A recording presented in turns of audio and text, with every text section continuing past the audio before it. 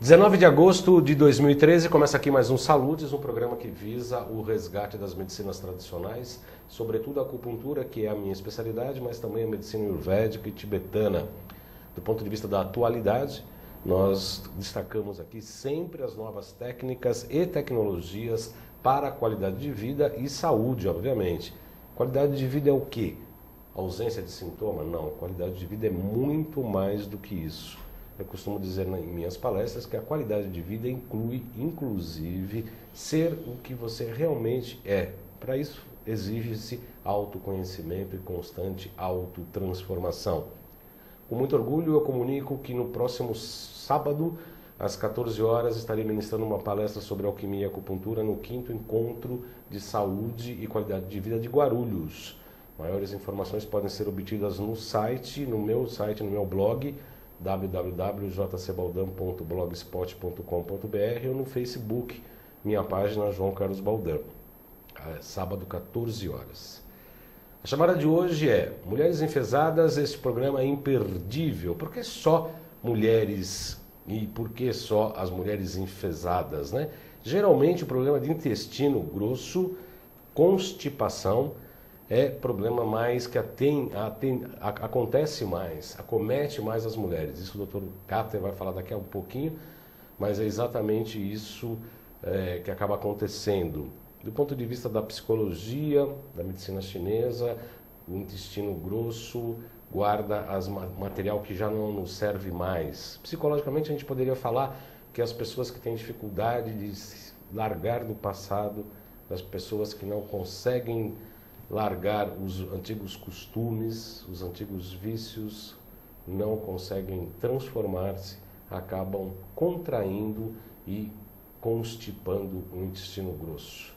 Seria isso mesmo, Dr. José Roberto Cáter? Muito boa tarde, é um prazer recebê-lo aqui, muito bem-vindo. Boa tarde, Baldan, é um prazer muito grande estar aqui. Boa tarde aos amigos também que nos acompanham. E o que você falou tem razão. Os chineses já conheciam muito bem as funções superiores do intestino. A medicina hoje não dá tanta importância ao intestino quanto ele merece e a população também não. Ele não é um simples saco de cocô como todo mundo pensa. Um depositório, um depósito, né? Exato, não é um depósito de restos. O intestino é um órgão vibrante, importantíssimo. Ele hoje cada vez adquire uma importância cada vez maior na medicina moderna. Quero agradecer aqui a presença do Alexandre Augusto e do Adriano Santos, que acabaram de chegar aqui no chat. As pessoas podem encaminhar pelo chat. Eu também coloquei no Facebook, que eu estou aqui no ar. O doutor Francisco Viana perguntava, falando que ele fez um curso junto contigo na Tobias, há 20 anos atrás. Grande amigo, excelente colega, extremamente competente, muito bom. É um prazer contato com ele. Também está acompanhando o nosso programa de hoje. Isso. Exatamente. Eu coloquei uma outra chamada também anterior, Dr. Cáter, lembrando que os chineses, como o senhor mesmo, o Dr. Cáter também tem especialização em acupuntura, somos colegas também de agulhas, né? Exato. Os chineses falavam que tínhamos que ter um pensamento de barriga, retirar a atenção da mente e do cérebro para o segundo cérebro, que seria o Tantien, o segundo céu, que na verdade estaria ligado ao intestino delgado, né? Isso. O pensamento de barriga seria eu esvaziar a minha razão e ser em essência visceralmente o que sou. É isso mesmo? É isso mesmo. Os chineses chamam, cujo nome no intestino é Dantian. O Dantian é um cérebro visceral. O intestino hoje é considerado um segundo cérebro. Ele tem a mesma origem embriológica nos mesmos tecidos que geram o cérebro. Nós sabemos hoje o intestino é considerado um segundo cérebro. Nosso cérebro tem 100 bilhões de neurônios estimados. O nosso intestino tem 100 milhões de neurônios. Produzidos diariamente. Exato. E essa quantidade imensa de neurônios dão ao intestino uma independência que nenhum outro órgão tem do cérebro. Se você cortar a comunicação de qualquer órgão com o cérebro, esse órgão deixa de funcionar. O intestino não. Ele é o próprio cérebro. Se você cortar a comunicação com o sistema nervoso central, ele continua funcionando. É o único órgão que faz isso. Eu assisti uma palestra ligada ao pessoal da Fisioquântica, uma palestra sobre medicina quântica, que falando que as ligações neuronais do cérebro, do intestino para o cérebro são muito maiores do que o cérebro para o intestino. Certo. Isso tem alguma indicação do ponto de vista da nutrição, do sistema nervoso central, doutor? Tem, porque pensando assim, os neurônios se comunicam entre si através de substâncias chamadas neurotransmissores. Alguns bastante conhecidos do povo, como a serotonina, todo mundo fala na serotonina, o neurotransmissor do bem-estar, né? A dopamina, que também é do prazer, a acetilcolina da memória. Espantosamente, a maior parte desses neurotransmissores são produzidos pelo intestino. A serotonina, por exemplo, é produzida 90% dela no intestino, apenas 10% no cérebro. Então, a serotonina tem uma importância extremamente grande, inclusive para a dinâmica do intestino. Ele vai funcionar bem ou mal segundo o nível de serotonina que ele produz, como também da melatonina, que é uma substância produzida a partir da serotonina quando você tem uma escuridão total. Você vai dormir à noite, apaga a luz, você tem que dormir no escuro absoluto, nem luzinha de TV, de LED, de LED. E a serotonina é transformada em melatonina na glândula pineal e ela nos dá um sono tranquilo, fantástico, um sono profundo, reparador. Ela é o melhor limpador de radicais livres do cérebro, a melatonina. E a melatonina tem uma importância grande no próprio intestino. O intestino precisa de melatonina porque ele é o maior depósito de radicais livres do corpo, o intestino. E a própria melatonina limpa o intestino desses radicais livres, diminuindo inflamações do intestino, inclusive cânceres do intestino. A melatonina. Melatonina, que é derivada da serotonina, produzida no intestino na maior parte. Outro dia eu estava falando com a colega Luciana Leal Machado, a nutricionista que nos referíamos um pouco há pouco antes do nosso programa. Inclusive ela indicava a indicação nutricional de comer banana à noite, sobretudo à noite, por causa do triptofano da banana para indução da serotonina e, consequentemente, da melatonina. É isso mesmo? Corretíssimo. O triptofano é o aminoácido precursor da serotonina. Só que o triptofano ele tem um problema muito sério. A quantidade dele é pequena em relação aos outros aminoácidos da alimentação. E para penetrar na membrana hematoencefálica, a membrana que isola o cérebro, os aminoácidos não passam sozinhos, ele tem que ter um transportador. E como o triptofano, coitado, é pouco, ele vai competir com os outros aminoácidos por esses transportadores. Ele acaba perdendo, então ele penetra muito pouco no cérebro.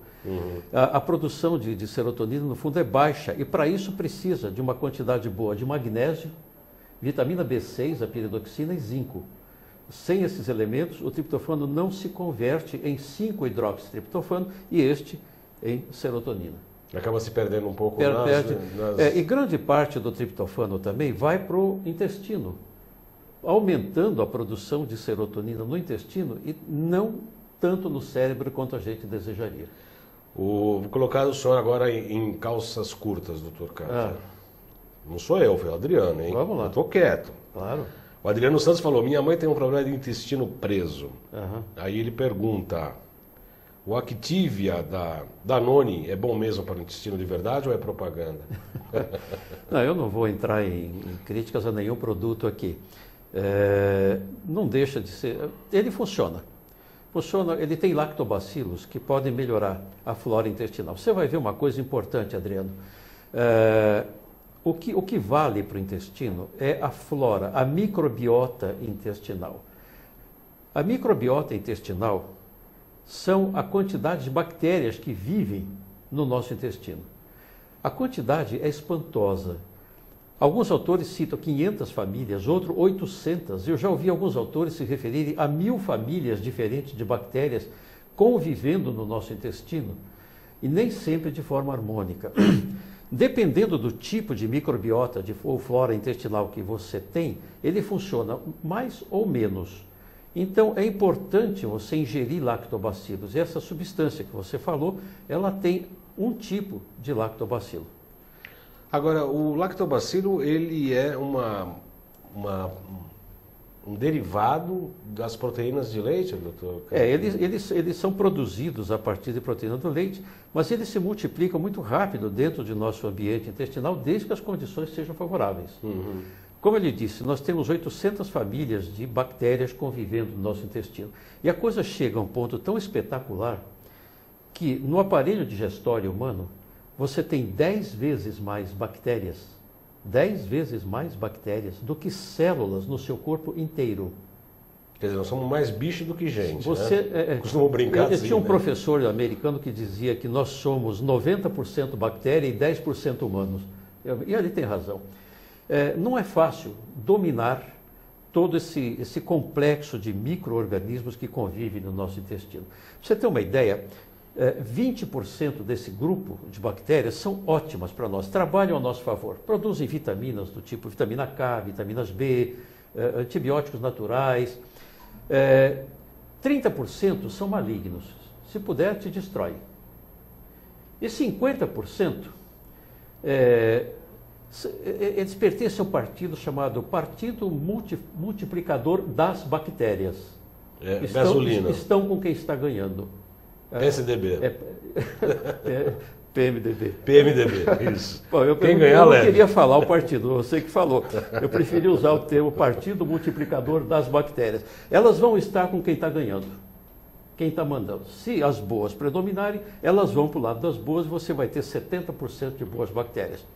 Se as más predominarem, elas vão para o lado das más, você está perdido. Aí vão atacar o teu organismo, que é uma loucura.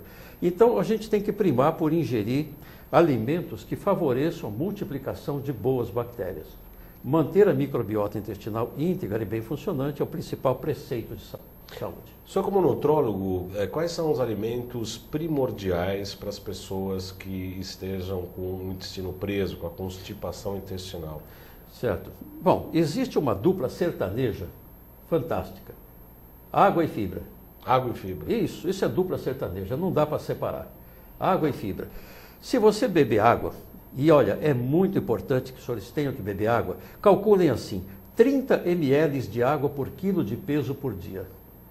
Um pessoal de 80 quilos... 80 quilos, 3 vezes 8, 24. 2.400 ml, quase 2,5 litros de água por dia. Uhum. Se você beber essa quantidade de água segundo o seu peso e ingerir uma quantidade boa de fibras, tanto solúveis quanto insolúveis, as fibras solúveis você tem na aveia, você tem em alguns alimentos integrais, você tem na maçã, algumas frutas, elas dão volume às fezes. E tem as fibras insolúveis, como a do trigo, por exemplo, você tem que combinar as duas. Então, você não pode comer mais de umas 30 gramas de fibra por dia, senão elas vão evitar a absorção também de minerais importantes, como o zinco, por exemplo. Uhum.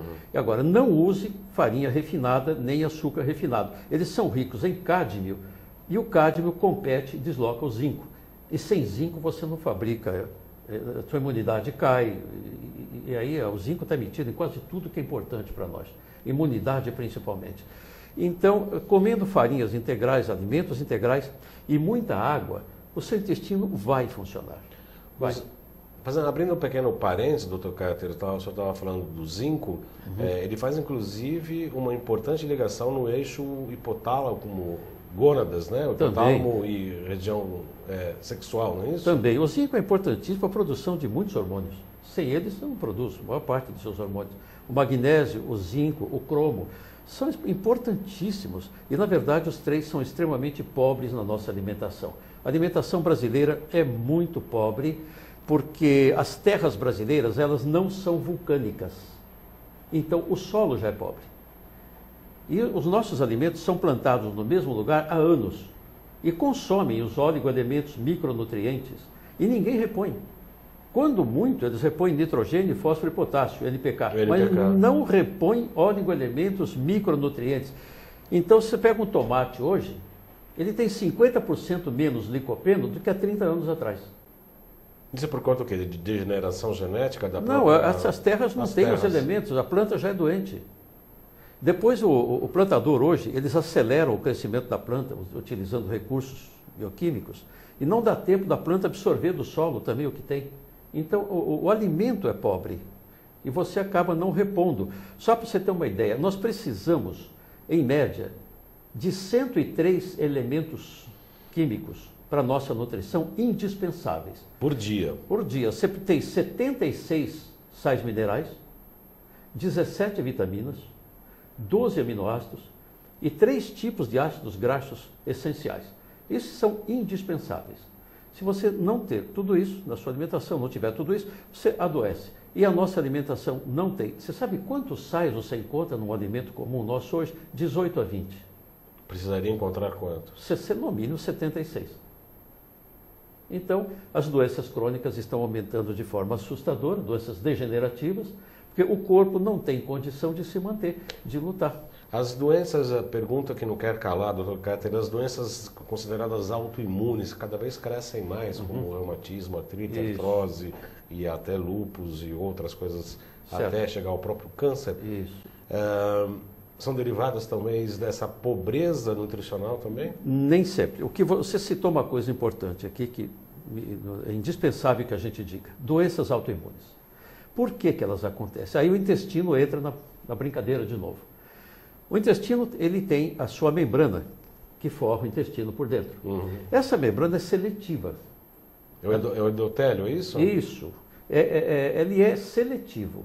Ele deixa entrar no corpo aquilo que precisa. Aquilo que não precisa, ele não deixa. Aí já mostra uma atitude inteligente por parte do intestino. Daí a noção de cérebro dele. Ele sabe o que tem que entrar e o que não pode entrar no corpo. Porém, devido à disbiose, que é a alteração da flora intestinal, o crescimento de flora ruim, disbiose, uso de pílula anticoncepcional, uso de antibióticos, uso de corticoides, anti-inflamatórios, tudo isso agride a mucosa do intestino e vai o quê? Lesar essa membrana. Aquele cimentinho que une as células, ele é destruído. Então começa a entrar substâncias no intestino que não deveriam entrar. O intestino perde essa capacidade seletiva. E entram substâncias estranhas, proteínas mal digeridas, bactérias, fungos. Isso tudo vão formar imunocomplexos que vão provocar uma reação do sistema imunológico. Se algum desses imunocomplexos tiver uma semelhança com algum tecido nosso, o sistema imunológico vai atacar não só aquela substância, mas o nosso tecido também. Pronto, nasceu a doença autoimune. Então, toda doença autoimune tem relação com o intestino. Doutor Cáter, eu tenho tido uma experiência bastante interessante no consultório que diz respeito aos tratamentos das patologias principalmente depressão, insônia e por aí vai. Como o senhor sabe, eu fiz psicopatologia, eu sou especializado nisso, acupuntura e depressão, a minha monografia, e cada vez mais eu entendo que nós, com atender a depressão, a gente tem que fazer primeiro passo, além da acupuntura e outros florais, alquimia e quânticos, etc., também uma reforma no padrão alimentar. Tanto é que eu costumo pedir, primeira coisa, retirar o leite e glúten dessas pessoas e depois, obviamente, uma indicação do nutrólogo, do nutricionista, para fazer uma recuperação desse intestino junto com a terapia energética e psicológica. O que o senhor acha disso? Olha, corretíssimo. O intestino influi, inclusive, nos nossos pensamentos, nos nossos sentimentos. Na verdade, você é aquilo que o seu intestino é. Muitas substâncias que vão produzir os neurotransmissores que combatem a depressão, como serotonina, dopamina, noradrenalina, eles dependem de substâncias que o intestino tem de absorver. Então, não basta que você ingira um determinado nutriente, ele precisa ser absorvido. E nem sempre isso acontece. Existem diversas razões, como essa de alteração da parede. Essa chamada síndrome da hiperpermeabilidade intestinal. A hiperpermeabilidade intestinal é uma doença terrível, porque ela deixa entrar um monte de coisas. E nisso eu incluo os metais pesados. Mercúrio, chumbo, alumínio, cádmio. E você sabe que esses metais pesados também vão ao cérebro e impedem a produção dos neurotransmissores do bem-estar, como a serotonina, a dopamina, e impede a absorção de muitas substâncias importantes para o organismo. Além dos metais pesados, eu não posso deixar de citar a Cândida albicans, a famosa cândida que causa as candidíases frequentes e dão muito trabalho às mulheres no âmbito genital. Mas as cândidas vivem no nosso intestino. E se elas predominarem, a quantidade de cândida for muito grande, elas acabam conseguindo penetrar pela parede do intestino utilizando aquelas aberturas anômalas que tem. E um alerta para quem usa aspartame, que é um adoçante aí utilizado pelo pessoal. O aspartame, a cândida adora aspartame. Ela forma uma enzima chamada aspartato protease, que faz com que a cândida penetre não só na parede intestinal, abrindo mini buracos na parede, mas isso vai para o sangue, é levado ao cérebro, abre também um buraco na barreira hematoencefálica, a cândida penetra no cérebro e causa depressão, porque impede a produção de serotonina e de dopamina. A cândida. A cândida albicans, famosa cândida. Então, nós temos que controlar a presença da cândida no nosso intestino. Isso é muito importante. O que faz a cândida crescer? Farinhas refinadas, farinha branca, açúcares. O açúcar é um veneno. Mas também o refinado? O refinado, o açúcar refinado, principalmente farinha refinada, tudo que é refinado. Não consumir tanto carboidrato, isso é importante. O carboidrato mal digerido, ele vai formar, além dos gases, todo mundo se queixa de gases, nem sequer mastigam o carboidrato. O carboidrato, a digestão dele começa na boca e termina no intestino delgado. Precisa mastigar muito carboidrato e não comer uma quantidade tão grande do próprio. O carboidrato mal digerido, ele propicia o crescimento de uma bactéria intestinal ruim chamada Clostridium difficile. O Clostridium difficile causa um estrago muito grande no intestino e favorece o crescimento de cândida, além disso. Então é preciso muito cuidado, vocês têm que evitar o consumo de farinhas refinadas. Não use açúcar branco, não fica comendo doce. Pão branco, macarrão branco, arroz branco, sabe? Diminua o amido da alimentação. E para combater o processo já instalado, o que o senhor recomenda, doutor? Probióticos, principalmente. Probióticos. Todo mundo devia fazer uso de probióticos, são compostos de lactobacilos. Quanto mais famílias de lactobacilos contiver no probiótico, melhor. E sempre numa quantidade grande, no mínimo 5 bilhões de unidades formadoras de colônia por ml, isso é importantíssimo. E no Brasil a gente não tem probióticos tão bons assim. O Alexandre Augusto, pelo chat, pergunta qual seria a melhor alimentação, Dr. Carter? Vegetariana, vegana, crudívora, outras? Olha, é muito individual. Cada indivíduo deveria pesquisar junto aos seus terapeutas qual a melhor dieta para ele. Tá? A nutrigenômica, que é um capítulo novo da nutrologia, a tendência da nutrigenômica é determinar o que cada um pode comer e o que não pode. Só que isso é uma coisa para o futuro, está começando agora. Sabe, no futuro, eu espero, vão pegar uma gotinha de sangue, vão colocar no aparelho e vai sair tudo que você pode comer e que não pode. Mas, por enquanto, nós não temos ainda esse tipo de aparelho. O que nos aproxima disso é a medicina quântica. Ela consegue, através de alguns aparelhos, ainda ter uma noção aproximada disso. Não tem dúvida. E aí, cada um vai poder comer aquilo que lhe é melhor. Mas a nutrição funcional também, né? Funcional, ela caminha para isso, né? A funcional é um alimento que, além de nutrir, combate determinadas doenças. É um remédio, né? Na alimentação. Mas também individualiza a dieta. Também, individualiza, né? A dieta, não tem dúvida. Agora, quanto a carnivorismo, vegetarianismo, veganismo, ovo-lacto vegetariano, pisco ovo-lacto, cada um tem que escolher aquilo que lhe faz se sentir melhor. É muito difícil dizer que uma delas é melhor que outra. A maioria da população precisa de carne ainda. O tipo O, que diz a dieta do tipo sanguíneo, dizem que o tipo O, o tipo mais guerreiro, mais antigo, o O pode, mais ancestral. Ele tolera melhor a carne, Baldan. A carne deu ao troglodita força, coragem, ousadia e competência para sobreviver em condições dificílimas na Terra no início dos tempos. Se não fosse a carne, ele não teria sobrevivido. Sabe? Então, o troglodita tinha uma saúde impressionante. Os esqueletos encontrados até hoje têm dentes perfeitos, um esqueleto alto, ombros largos. A carne dá isso para ele.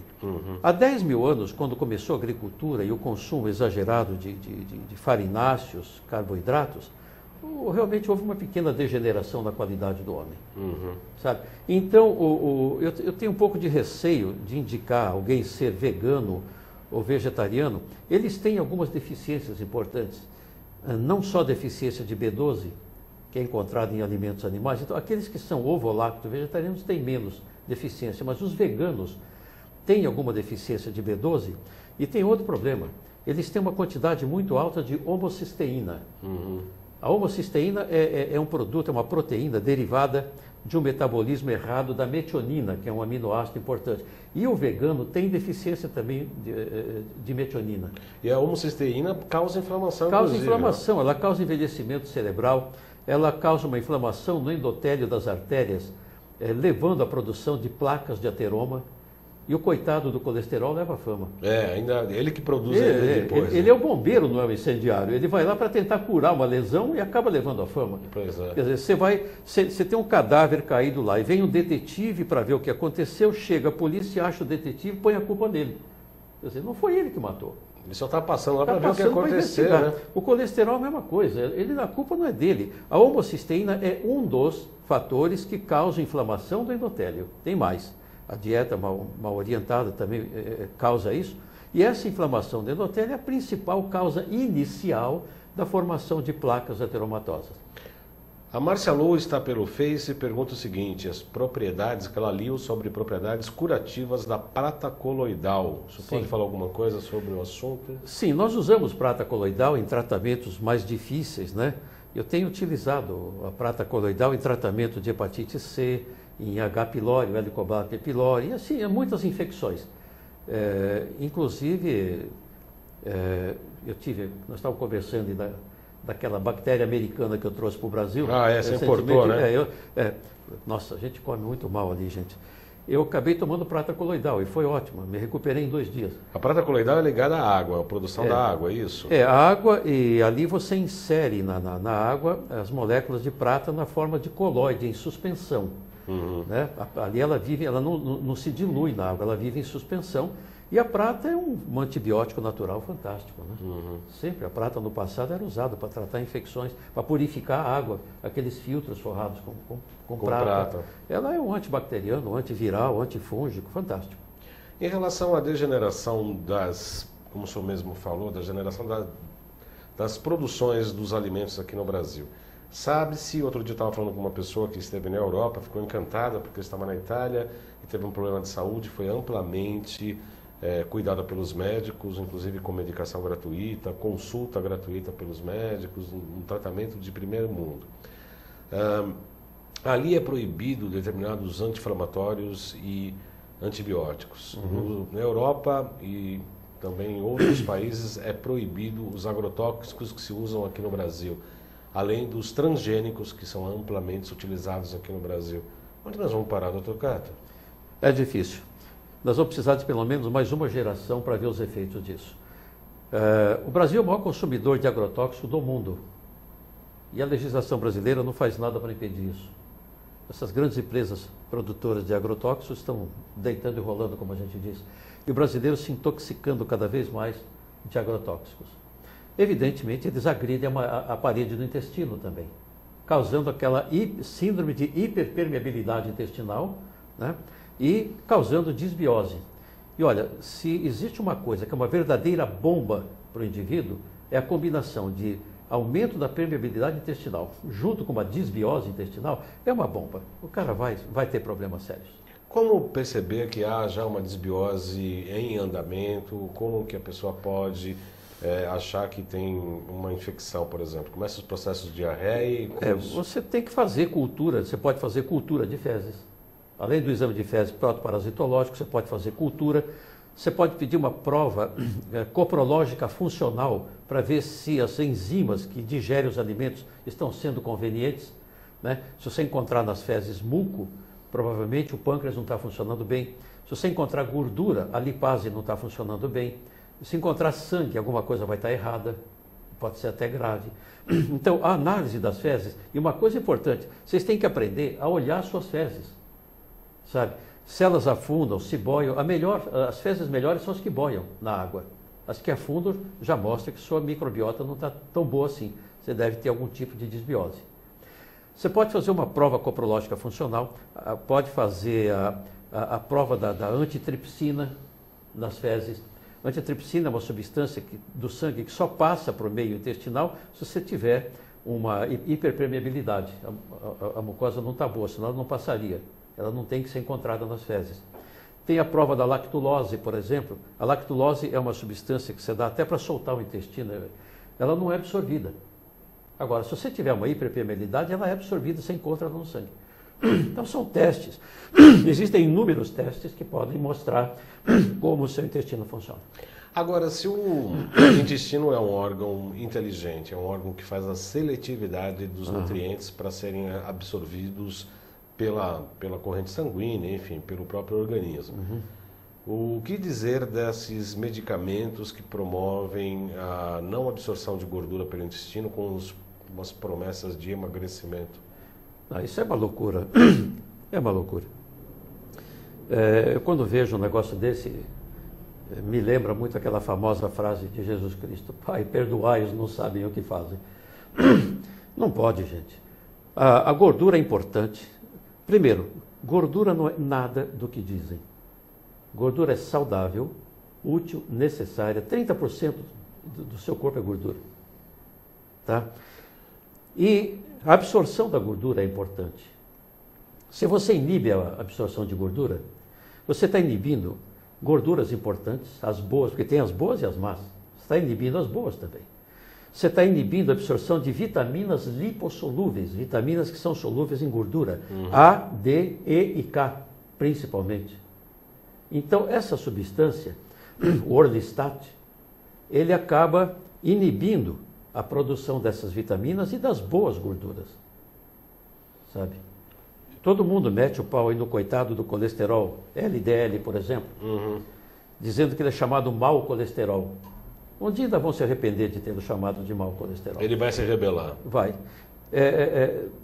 Uma coisa que muita gente não sabe, acredito até que muitos colegas talvez não estejam a par, existem 11 tipos de LDL.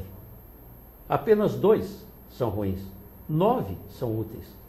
E no exame são todos, não, no exame generalizado. Eles não conseguem detectar. Pedir dosagem de colesterol e triglicérides dá apenas 40% de medida de risco cardiovascular. Eu tenho um médico amigo meu que normalmente ele desafia os cardiologistas a comprovarem que os acidentes vasculares cerebrais e tanto os infartos também na área do coronário são provocadas pelo colesterol. É só você ver o seguinte, 50% a 60% dos infartados têm colesterol normal ou até baixo, Baldan. 50%? 50% ou mais, até tem estatística mostrando 60%. E é preciso muito cuidado quando você vê estatística. Nós médicos não somos muito bons em estatística. E é muito fácil a gente ser engabelado por manobras estatísticas. Quando você vê aí receitar um determinado remédio para baixar colesterol, que tem uma eficácia de 46%, se você for analisar profundamente aquela estatística, ela foi manipulada, é menos de 1%. Menos de 1%? Menos de 1% de útil. Você precisa tratar 500 pacientes para salvar com uma estatina de infarto do miocárdio. Não vale a pena. Não vale a pena. Os riscos que as estatinas trazem, por exemplo, à população são danosos. Hoje no consultório, atendi um paciente tomando uma estatina, um fibrato para baixar o colesterol e o triglicérides. Eu perguntei: o senhor está tomando coenzima Q10? Ele falou: não sei nem o que é isso. Eu falei: o senhor devia tomar. Porque ao usar uma estatina, o senhor está baixando o colesterol, mas o senhor está baixando também coenzima Q10, que é o maior protetor do coração. O senhor médico não lhe deu? Não, não deu. Eu falei: então eu vou lhe dar. Não vou mexer, o senhor continua tomando seu remédio. Eu não tenho o direito de suspender o que um colega deu, mas eu coloquei uma dose alta de coenzima Q10 para ele. O coenzima Q10 está ligado ao GH, que é o hormônio de crescimento? Não. Ela é uma substância altamente protetora do músculo cardíaco. Ela é um antioxidante, é uma substância fantástica. E as estatinas inibem a produção da enzima produtora de colesterol, hidroximetilglutario coenzima A redutase. E essa enzima, quando inibida, ela não produz colesterol, mas também não produz coenzima Q10, que é o melhor protetor do coração. Ela não deixa produzir dolicóis, que são substâncias importantes na transcrição de proteínas do DNA via RNA para a mitocôndria, causando desvios na produção de proteína. O que quer dizer isso? Tumores.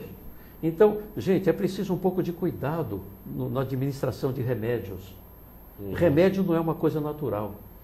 O que me incomoda um pouco, Dr. Carter, é a especificidade tamanha hoje da medicina ocidental e oficial. Outro dia eu fui atender uma paciente com insuficiência renal, ao ponto de estar fazendo hemodiálise 3 vezes por semana, já quase entrando numa avaliação para transplante. Exato. Aí eu falei, olha, precisa comer feijão. Não, mas o médico me proibiu de comer feijão. E o senhor sabe que a medicina chinesa indica o feijão pela similitude da Feijão forma azul que para estimular as funções renais. Isso. Olha, precisa tomar um pouco mais de sal e também reduzir um pouco, mas ainda um pouco de cálcio. Precisa um pouco de cálcio. Ah, não, mas eu não estou tomando nada. Eu não posso nem tomar mais do que 2 copos de água. Quer dizer, eu vejo toda uma indicação contrária ao que nós aprendemos com a medicina chinesa de promover o possível a possível reativação desse rim. Exato. Estou enganado ou é a medicina que está indo para um caminho errado? A medicina ocidental, ela tem uma visão um pouquinho curta a respeito do ser humano. O ser humano não é uma máquina e não é um tubo de ensaio, sabe? Acho que nós médicos tínhamos que ser melhor preparados nas faculdades, uma cabeça um pouco mais aberta e pensar um pouquinho mais, sabe? Eu acho isso importante. Na verdade, a gente não é ensinado a fazer isso na faculdade. Não pensar. É um pouco perigoso pensar. Tá. Na verdade, o chinês tem razão. Eles usavam os feijões, o feijão azuki principalmente, aquele pequeno, e até o feijão preto. Você sabe que a cor preta na medicina chinesa é ligada ao rim. Tem mucuna, inclusive. Né? Mas eles davam uma quantidade muito pequena desses feijões para o doente renal. Como eles davam sardinha para tratar o rim também na medicina chinesa, né? Mas tudo em quantidade pequena, não muito grande. E o sal, que o pessoal tem aquele medo de sal, aumenta a pressão. O que aumenta a pressão não é sal. Sal não aumenta a pressão. O que aumenta a pressão é insuficiência de rim. Não, o que aumenta a pressão é o cloreto de sódio. É que o sal refinado que todo mundo usa é cloreto de sódio. Agora, se você usar sal marinho integral, tem mais de 70 sais, esse não aumenta a pressão. Não, e a dúvida, a explicação estava sendo exatamente essa. Ela falou, não, ele comecei a ter problema de hipertensão e aí deu problema no rim. Eu falei, não, foi um problema no rim que gerou a hipertensão. Exato. A insuficiência do rim, como nós aprendemos na medicina chinesa... Um vai levando ao outro. O rim reprime o coração. Se o rim está fraco, o coração sobe. Exato, um realimenta o outro. Agora, uma coisa que eu queria chamar a atenção também, Baldão, eu ouço muito em consultório, a maior parte de quem nos procura em consultório são doenças gastrointestinais. Maior parte. 60% no mínimo ou mais. E é muito frequente chegar paciente tomando medicamentos para inibir a produção de ácido clorídrico. Nossa. Bloqueador de bomba de prótons, de histamina, de H2, ranitidinas, omeprazóis, pantoprazóis, esomeprazóis. E muitas vezes ele chega dizendo, o médico mandou eu tomar isso o resto da vida. Eu tenho um pouco de receio. Eu, quando vejo isso, me arrepio. Ao inibir... Primeiro eu pergunto, minha senhora, vamos com calma. A senhora sabe para que serve o estômago? É para digerir a comida. O que ele usa para isso? Ácido, pepsina, né? Falei, e o que acontece se a gente tirar o ácido do estômago? Não vai funcionar, pois é o que a senhora está fazendo. E aí tem outro senão. Além de não digerir bem a comida, quem toma esses remédios por tempo muito prolongado, você pode tomar por pouco tempo. Se chegar alguém com uma úlcera sangrando lá, eu não tenho dúvida, lhe dou omeprazol correndo. 60 dias, depois fazemos exame de novo, se fechou, chega, para, não continua. Tá? Você não pode inibir o estômago, você vai dar uma atrofia violenta, uma gastrite atrófica. E a gastrite atrófica é 1,5 pé no câncer de estômago. Mas aí entra um outro fator ligado ao intestino. Quando você inibe a acidez do estômago, e você está comendo todas as comidas que você ingere, elas vêm com trilhões de bactérias junto com a comida. Essas bactérias, nem sempre boas, elas têm que ser eliminadas pela acidez do estômago. O estômago esteriliza a comida. Se você baixar a acidez do estômago, não vai esterilizar e seu intestino vai ser colonizado por cepas de bactérias estranhas. E isso vai causar um bruto problema na sua microbiota intestinal, vai levar a uma disbiose. Então, esse também é um fator agravante de quem usa inibidor de bomba de prótons por tempo muito prolongado.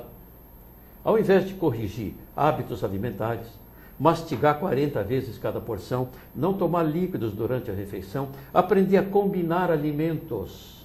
Isso é importante. Come fruta antes de se alimentar e não depois. Sempre antes. A sobremesa de fruta transforma em antemesa. Tá? Você já vai melhorar bastante a sua digestão. Aí você come. Não misture massa com carne. Esse é um erro que todo mundo comete. Mas descendente de italianos aqui no Brasil Eu fazem sei, isso mas o tempo isso aí todo. faz mal. A digestão de um e de outro são completamente diferentes. Do carboidrato com a proteína. Massa com carne, assim, a carne vai ficar 3, 4 horas no seu intestino. A massa passa muito rápido. Porém, a massa vindo junto com a carne vai ficar no seu intestino um tempão e vai fermentar tudo. Vai encher você de gases, vai estufar, vai causar uma desbiose intestinal. Uhum. Eu gostaria que o senhor desse algumas dicas, Dr. Carter, de quais alimentos assim absolutamente não combinam. Obviamente, o senhor já falou uma importante, da massa com carne. Teria algum outro tipo de... Assim é o seguinte, se você seguir essa linha de não misturar massa com carne, você já fez uma melhora fundamental no seu aparelho digestório. Você não tem dúvida. Não é interessante também misturar frutas ácidas com frutas não ácidas. Não é uma combinação muito saudável. Ou é fruta ácida ou não, ou não ácida. Ou ácida com ácida, não ácida com não ácida, funciona melhor a digestão. E também essa massa com carne é um erro que todo mundo comete e paga um preço caro por isso. Uhum. Tá? O senhor falou da acidez do estômago. Eu costumo até, como algumas pessoas chegam com gastrite ou com uma queimação no estômago, eu falo assim, olha, espreme um meio limão e tome um copo com água. Não, mas eu estou ardendo. Faça isso. Ou você vai me agradecer muito ou vai ficar muito bravo comigo. Mas vamos arriscar. Eu diria que em 80% a 90% a pessoa agradece, porque na verdade a queimação no estômago é por hipoclorídrico. Exatamente, é isso. Falta de ácido clorídrico. E ainda dá um remédio para inibir mais ainda, né?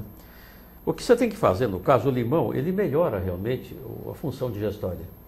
O ácido cítrico no limão é um ácido fraco, mas ele ajuda, ele na verdade chega no estômago, ele funciona como alcalino até. Uhum. Tá?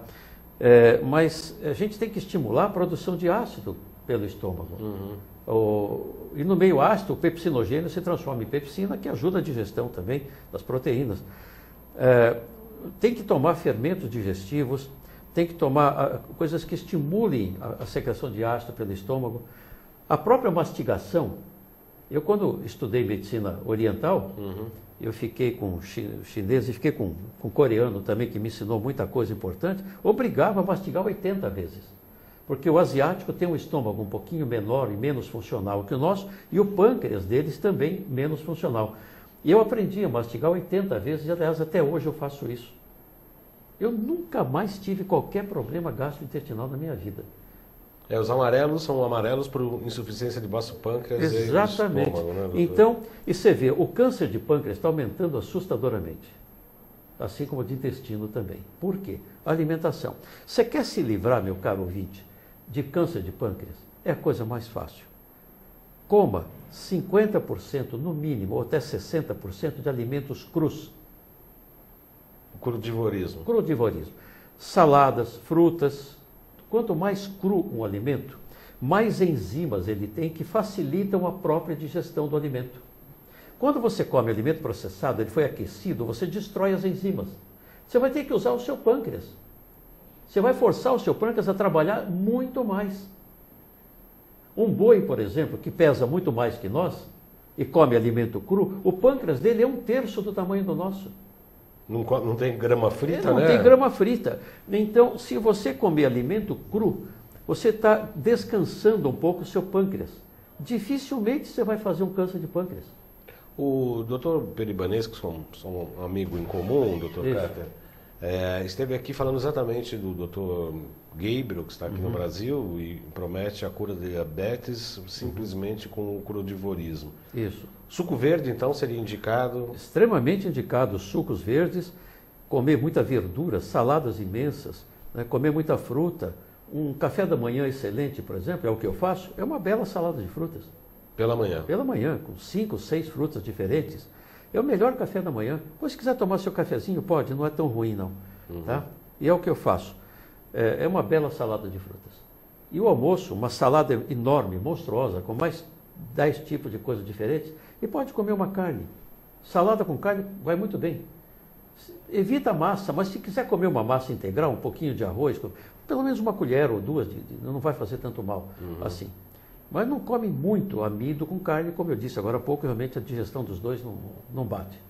É possível que a diabetes o diabetes pode ser desenvolvido pela resistência insulínica e por um excesso de açúcar e carboidrato no passado recente? Sim, hoje você vê que a diabetes está aumentando também epidemicamente. É uma doença que cada vez tende a aumentar mais. É o alto consumo de carboidratos, principalmente carboidrato refinado, sabe? Olha, se você tem um filho e gosta do seu filho, nunca deixa refrigerante entrar na sua casa. Nunca, né? Nunca. Se existe o pior alimento do mundo, você perguntar para mim, Cáter, qual é o pior alimento do mundo? Eu vou colocar em primeiro lugar refrigerante diet, em segundo refrigerante comum. O diet é até pior. É pior ainda. Tá? Alimentos, se você tornar o seu corpo ácido, você está sujeito a ter um monte de doenças graves, como câncer, infarto, derrame, que só ocorrem em ambiente ácido. Isso que eu ia lhe perguntar, o pH do intestino, Dr. Cáter. O intestino tem que ser mantido num ambiente Alcalino. Levemente ácido, o intestino grosso. Pelo seguinte, você come fibra, a fibra nós não digerimos fibra, você não tem enzima para isso.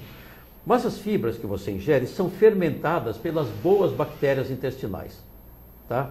E com isso, essas bactérias formam ácidos graxos de cadeia curta, que dão um leve tom discretamente ácido. Isto protege o intestino contra doenças e cânceres. Tem algum alimento que o senhor indica para promover mais os ácidos graxos, por exemplo? Ácidos graxos essenciais do grupo dos ômegas. Comer peixes de águas frias e profundas. Seria bom comer linhaça, a linhaça não tem ômega 3, ela tem um precursor de ômega 3, que é o alfa-linolênico, e você precisa ter uma boa cadeia enzimática para transformá-lo em ômega. Né? Comer peixes de águas frias e profundas, como salmão selvagem, como sardinha portuguesa, sardinha importada, que é gorda, de água fria, o atum, cavala, são peixes que aumentam a produção de gorduras saudáveis, gorduras do tipo ômega. Tá? A Marcelu está escrevendo que ela utiliza um esquema de cores na alimentação, tenta colocar muitas cores em cada refeição. O que o senhor acha disso? Excelente. Quanto mais colorida a sua refeição, melhor. Pode carregar nas cores, amarelo, verde, vermelho, roxo. São pigmentos, são polifenóis importantíssimos desses pigmentos, que ajudam a melhorar a sua saúde e prevenir doenças importantes. O que é um polifenol? Os polifenóis são substâncias que as plantas utilizam para se defender das intempéries, das agressões.